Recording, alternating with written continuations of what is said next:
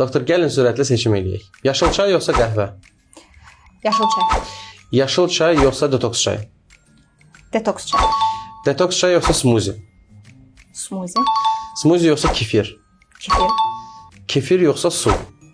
Su əlbəttə. Su qalib gəldi. Bəs niyə su?